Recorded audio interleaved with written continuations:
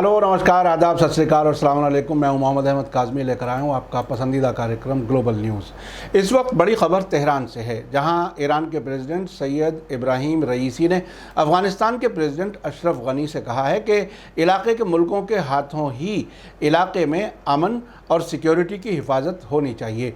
पारस today के मुताबिक उन्होंने कल तेहरान में अफ़गान प्रेसिडेंट से मुलाकात के दौरान कहा कि ईरान अफ़गानिस्तान में अमन बहाली और खूनरेज़ी रोकने के लिए अपनी पूरी सलाहियत का इस्तेमाल करने को तैयार है।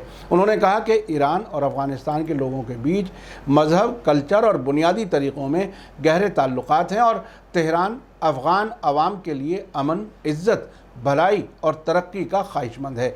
और तेहरान ने अफ़गान अवाम की मदद और सपोर्ट से मुताल्लिक़ अपनी कभी किसी कोशिश में कमी नहीं रखी है और आइंदा भी ईरान की यही पॉलिसी जारी रहेगी। आपको याद दिला दूं कि हाल ही में जून के महीने में ईरान की राजधानी तेहरान में तालिबान और अफ़गान हुकूमत के नुमाइंदों की मुलाकात हुई थी, जिसे काफ़ी कामयाब बताया गया था। आपको ये भी बता दूं कि अफ़गानिस्तान के प्रेसिडेंट अशरफ गनी ईरान के नए प्रेसिडेंट इब्राहिम रईसी के इनाग्रेशन में शरीक होने के लिए तेहरान में हैं। इब्राहिम रईसी का इनाग्रेशन 5 अगस्त थर्सडे को हो चुका है।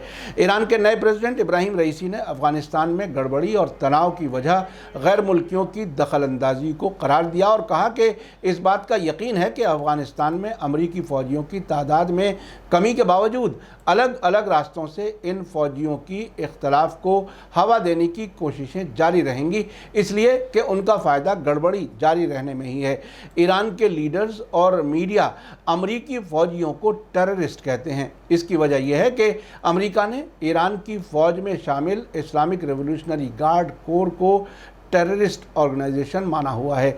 इसीलिए ईरान भी अमेरिका के फ़ौजियों को जवाबी तौर पर टेररिस्ट कहता है।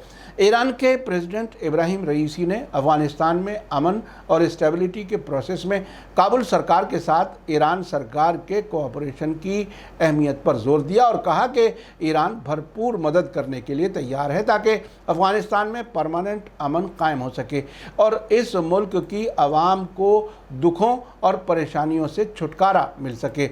इस मुलाकात में अफ़गानिस्तान के प्रेसिडेंट अशरफ गनी ने भी ईरान के प्रेसिडेंट को मुबारकबाद दी और उम्मीद जताई कि तेहरान और काबुल के ताल्लुकात में नए आयाम खुलेंगे और ये कि अफ़गानिस्तान सभी मैदानों में ईरान के साथ ताल्लुकात को बढ़ाने का ख्वाहिशमंद है। आखिर में आपको याद दिला दूं कि अगर आपने अभी तक media star world YouTube channel subscribe नहीं किया है तो सब्सक्राइब कर लें और घंटी दबाना ना भूलें। और अगर आप हमें फेसबुक पर देख रहे हैं तो हमारे पेज को लाइक करें ताकि हमारी हर नई वीडियो की खबर आपको सही वक्त पर मिल सके। इसी के साथ मुझे दीजिए इजाज़त। ग्लोबल न्यूज़ का ये एपिसोड आपको कैसा लगा कमेंट्स में ज़रूर लिखें। थैंक यू, धन्यवाद, शुक्रिया। जय भारत, जय हिंद।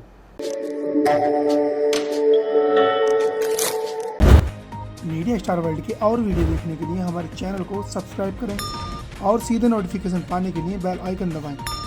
और अगर हमारी खबर सच्ची और अच्छी लगे तो अपने व्हाट्सएप, इंस्टाग्राम, फेसबुक और ट्विटर अकाउंट पर ज़रूर शेयर करें।